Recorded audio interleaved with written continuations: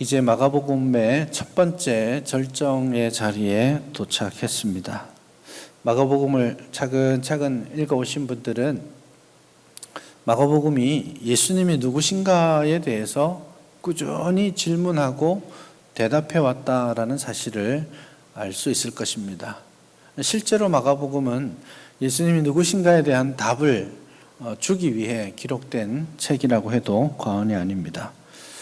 그래서 1장 1절에서 예수 그리스도 하나님의 아들이시다라는 것을 먼저 이야기하고 전제하고 시작했습니다.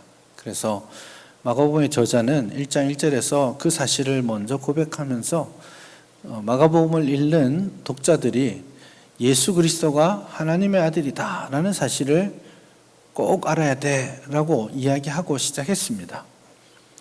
그리고 예수님께서 세례를 받고 올라오셨을 때에 하늘로부터 하나님께서 음성을 통해서 예수님이 당신의 아들이라는 것을 말씀하셨습니다. 확증해 주셨죠.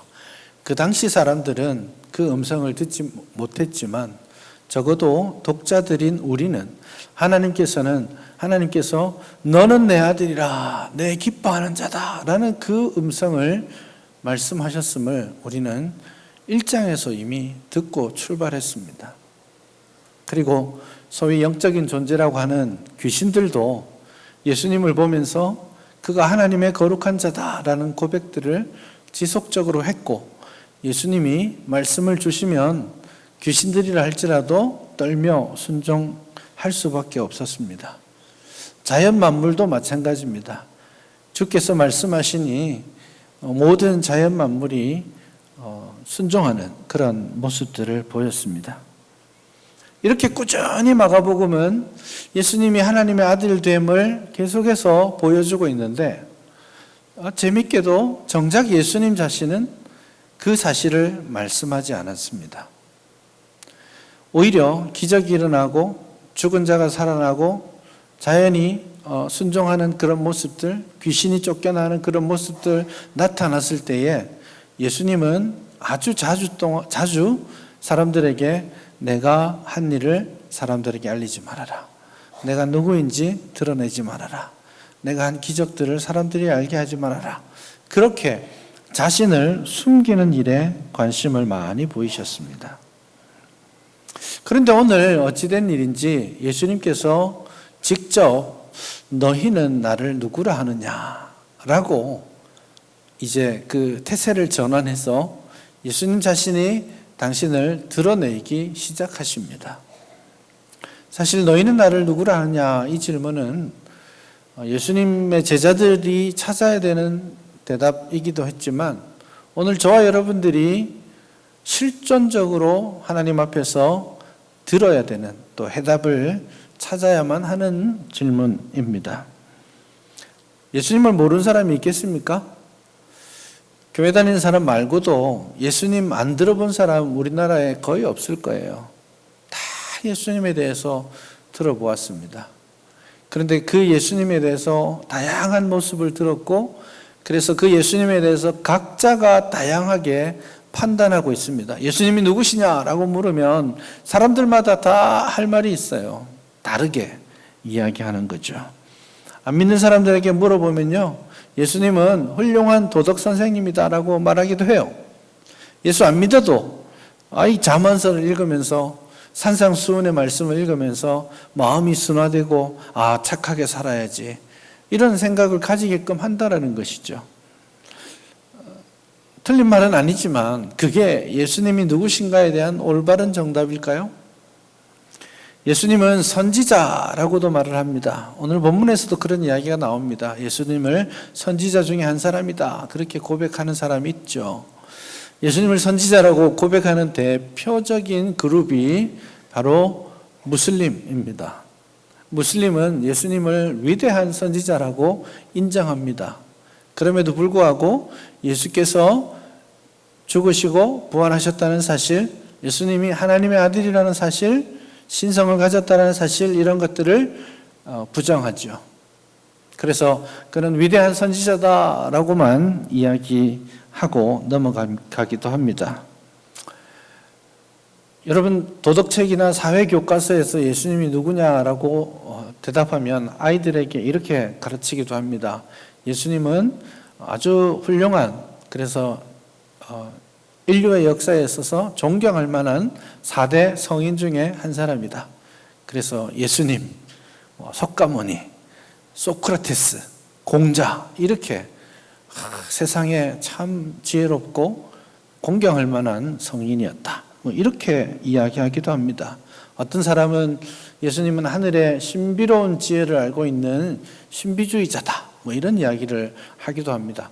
다 완전히 틀린 말은 아니지만 그것들이 예수님의 한 면만을 소개하고 있을 뿐 예수님의 본질에 접근하지 못하고 있습니다. 예수님은 누구신가라는 것에 대한 정확한 답은 아니라고 할 수 있겠습니다. 그러나 이것 대충 맞으니까 괜찮아 하고 넘어갈 수 없어요. 왜냐하면 예수님에 대한 바른 고백, 본질에 합당한 예수님의 본성을 잘 이해하고 고백하는 것이야말로 우리를 생명으로 이끌어주는 거기 때문에 이건 양보할 수 없는 질문이에요.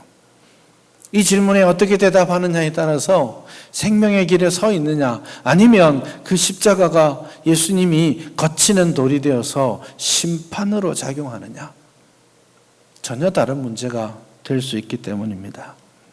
오늘 본문에도 그런 질문을 하셨죠. 예수님께서 제일 먼저 사람들은 나를 누구라고 하느냐라고 질문했을 때 사람들은 예수님을 세례 요한이라고도 하고요, 어떤 사람은 엘리야라고도 하고요, 어떤 사람은 선지자 중에 한 사람이라고도 해요, 어떤 사람은 예레미야라고 하기도 해요.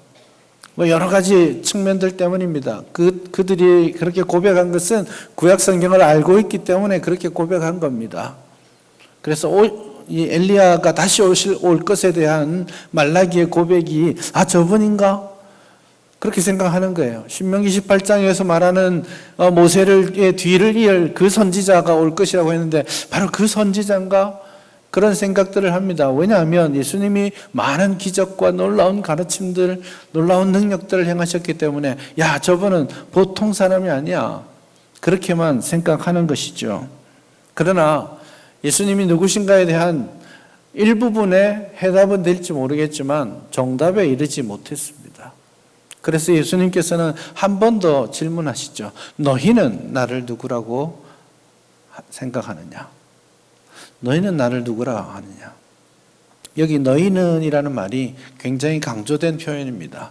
원래 헬라어는 히브리어도 마찬가지인데요, 동사 안에 주어가 들어 있습니다. 그래서 너희는 이라고 말할 때는 너희라는 단어를 쓰지 않아도 동사에서 표현이 되죠.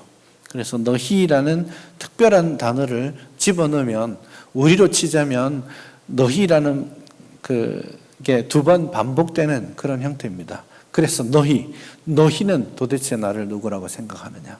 이 질문인 것이죠. 다른 사람들의 생각이 어떠하든지 간에 너는 나를 누구라고 생각하느냐? 굉장히 중요한 겁니다. 여러분, 이 질문 앞에 오늘 여러분 자신을 한번 더 세워볼 수 있기를 바랍니다. 이 질문에 따라서 생명과 심판이 결정되는, 그래서 인생에 있어서 가장 절실하고 중요한 질문임을 여러분 기억하십시오. 주변의 이야기가 아니에요. 너희는 나를 누구라, 예수님이 누구야 이렇게 질문하면 우리는 4대 동안 예수 믿는 집안이에요. 아무 소용없습니다.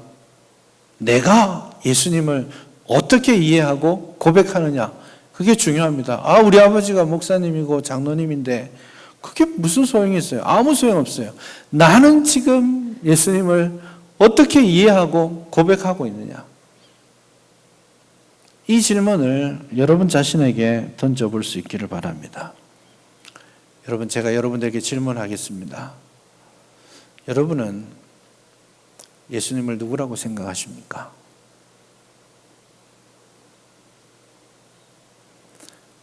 가끔 교인들에게 질문을 하면 이런 식으로 대답하기도 합니다. 예수님은 내가 참 힘들 때 나에게 위로가 되어주시는 분이에요. 예수님은 내 인생길 같이 걸어가 주시는 친구 같은 분이에요. 예수님은 내가 기도하고 싶을 때 내 기도를 들어주시는 분이에요. 어떻게 될지 모를 때 내 상담을 들어주시는 상담자입니다. 다 맞는 말이죠. 다 맞는 말입니다. 그러나 본질에 접근하지 않고 이렇게 예수님을 고백하는 것은 굉장히 위험합니다. 정답이 뭘까요? 오늘 본문에 그 답이 나와 있습니다. 29절을 보시면 또 물으시되 너희는 나를 누구라 하느냐 이렇게 질문하니까 베드로가 말하기를 주는 그리스도시니이다 이렇게 고백하고 있습니다. 주는 그리스도십니다. 아주 멋지고 정답에 해당되는 고백입니다. 예수님은 구약 성경으로부터 예언되었고 그리고 기다려왔던 메시아, 구원자가 되십니다. 여러분 이 사실을 믿으십니까? 예수님이 나의 구원자라는 것을 믿으세요? 예수님이 누구세요? 라고 물으면 이 사실을 고백하는 것에서부터 친구도 되시고 위로자도 되시는 거예요. 예수님이 나의 주요 구주가 되십니다. 나의 모든 죄악을 용서하시고 나를 구원하시는 참된 구세주가 되십니다. 라고 고백할 수 있어야 됩니다. 이 고백이 저와 여러분들에게 있었으면 좋겠습니다. 저는 이미 그 고백하고 있는데요. 좋습니다.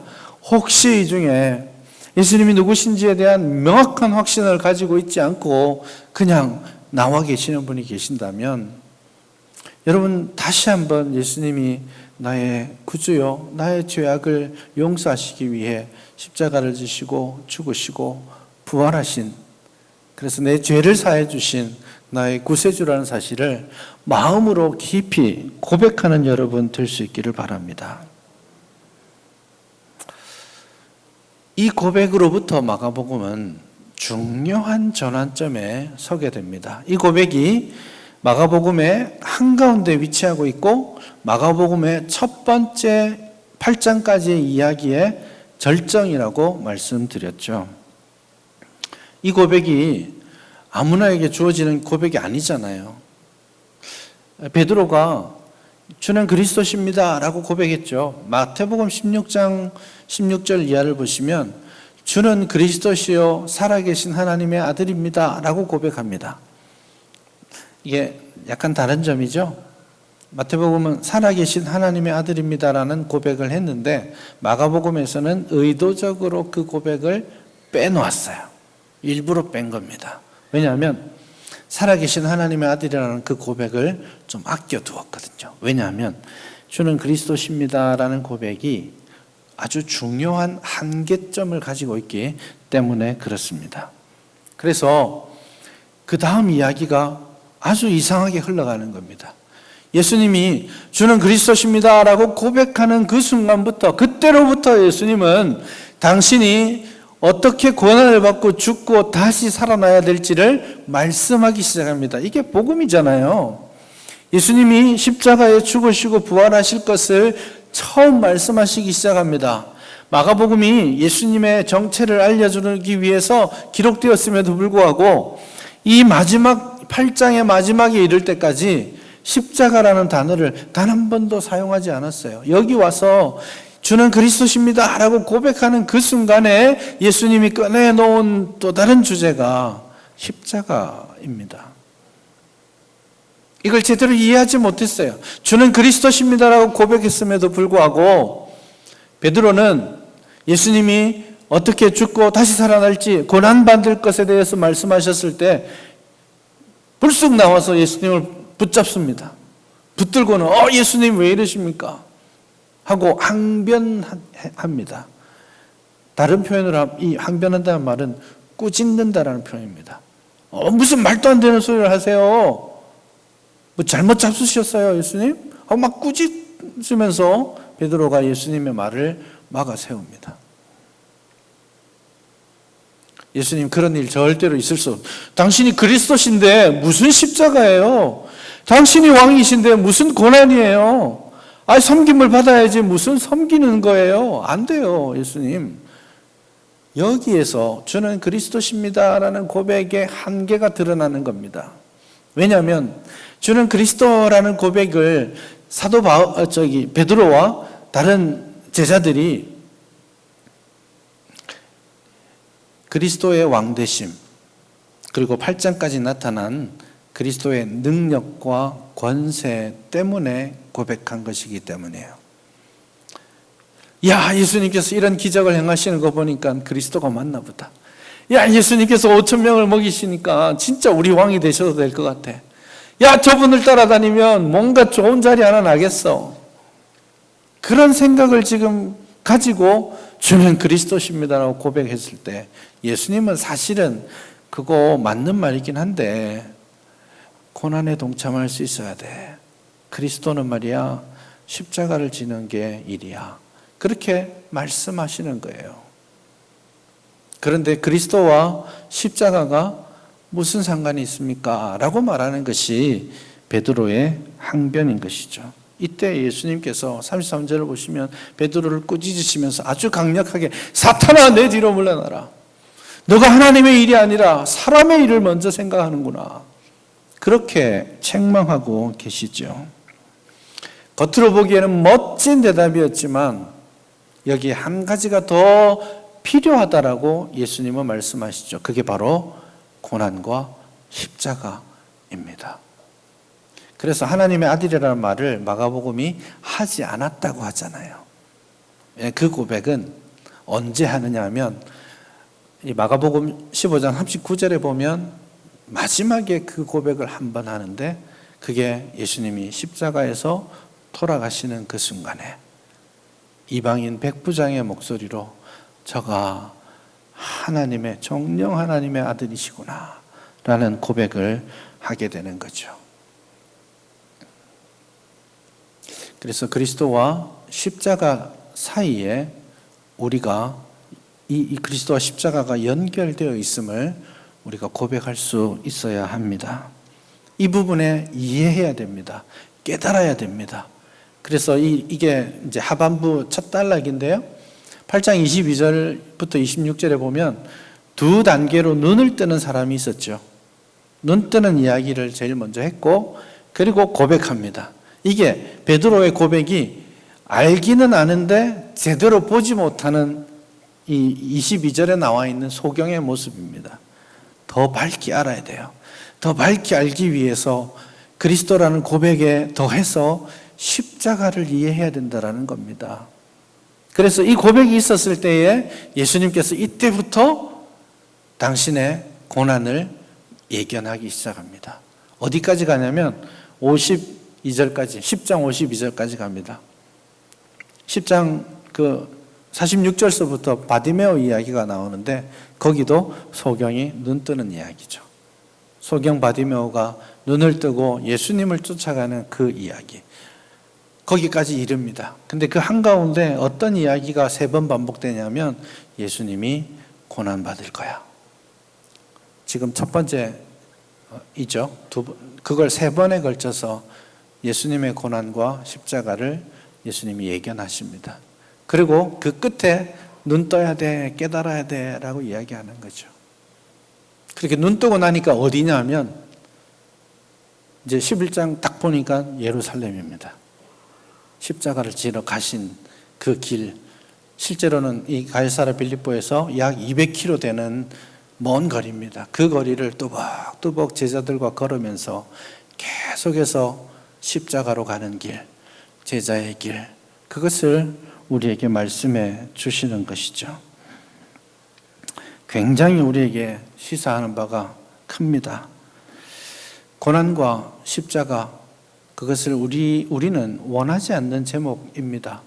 예수 믿으면 좀 잘 되기를 원하잖아요.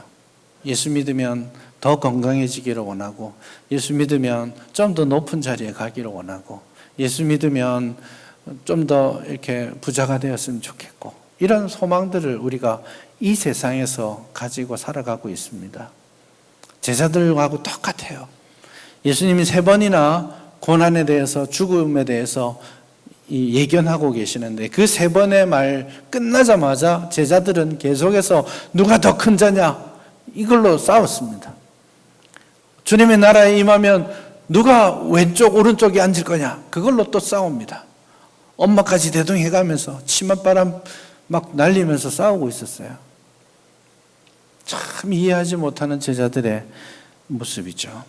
그러나 우리가 예수님을 그리스도이십니다, 주는 그리스도시요 살아계신 하나님의 아들입니다 라는 고백을 할 때 우리는 그리스도가 짊어지신 그 십자가를 이해하고 고백할 수 있어야 하는 것입니다. 그래서 예수님께서는 주는 그리스도십니다 라고 고백했을 때 내가 고난받고 죽고 살아날 거야 라고 말씀하셨고, 그 말씀을 하신 바로 다음에 너희들은 하고 질문하시는 거예요. 그래서 34절에 보시면 무리와 제자들을 불러서 말씀하시기를, 이제 3번에 걸쳐서 누구든지라는 말을 반복합니다. 누구든지 나를 따라오려거든 자기를 부인하고 자기 십자가를 지고 나를 따라야 된다. 누구든지 자기 목숨을 구원하고자 하면 잃을 것이다. 누구든지 복음을 위해서 주를 위해 자기 목숨을 잃으면 구원하리라, 살 것이다. 그렇게 말씀합니다. 그래서 예수님의 십자가의 길, 예수님을 우리가 고백할 때 십자가를 지고 죽으신 그 모습 가운데서 아 정말 나의 주요 구주이십니다라고 고백할 수 있어야 되고, 그리고 그 주님을 우리는 나를 부인하고 자기 십자가를 지고 따라갈 수 있어야 하는 겁니다. 이게 기독교의 아주 역설이지만 본질입니다. 잃어버림을 통해 얻게 되는 원리가 기독교의 본질입니다. 나를 찾고자 하면 나를 잃게 될 거예요. 내가 움켜쥐고자 하면 그것을 잃게 될 겁니다. 내 손에 가득 내 소원을 붙들고 있으면 하나님을 붙들 손이 없어지는 거예요. 나를 찾는 데서 내가 찾아지지 않아요. 예수님 안에서 나를 발견하는 거예요. 그래서 내가 살고자 하면 죽게 되는 겁니다. 내가 얻고자 하면 잃게 되는 겁니다. 그러나 나를 버리기 시작할 때 진짜 내가 주 안에서 발견되는 거예요. 내가 나의 것을 내려놓기 시작할 때 더 풍성해지시는 주님의 은혜가 내게 있는 겁니다. 그래서 누구든지 살고자 하는 자는 죽을 거라고, 누구든지 나와 복음을 위해서 죽기를 결정하는 사람은 살게 될 것이라고 오늘 본문이 말하는 것입니다. 주님이 주시는 기쁨과 영광을 누리기를 원하십니까? 주님의 고난에 십자가에 동참해야 됩니다. 주님의 영광에 도달하는 다른 길은 없어요. 고난과 십자가의 길, 주님을 따라가는 것. 주님께서 나를 위해 자신을 버리셨던 것처럼 이제 주님을 위해 나를 부인하고 나를 버리는 것, 그것만이 주님의 영광에 도달하는 길이라는 사실을 믿으시길 바랍니다. 이것을, 이 십자가의 원리, 이 고난과 부활의 원리를 깨닫지 못하면 예수님을 제대로 아는 것이 아닙니다. 이게 복음의 본질이에요. 그리고 이 사실을 제대로 깨닫지 못하면 우리의 삶이 참 제자의 삶으로 변화될 수 없습니다.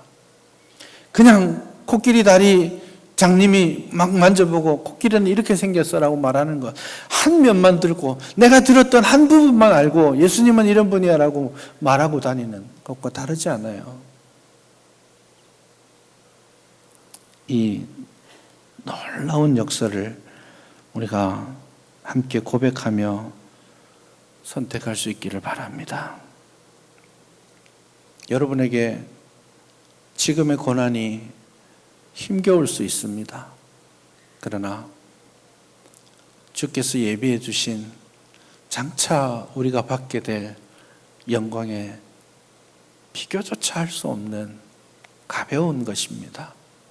그러니 우리 주께서 주실 그 장차 받게 될 그 놀라운 은혜와 영광을 사모하면서 오늘 나를 비워내고 오늘 나의 십자가를 지고 주님이 나를 위해 걸어가셨던 그 길을 걸어가는 저와 여러분 될 수 있기를 바랍니다.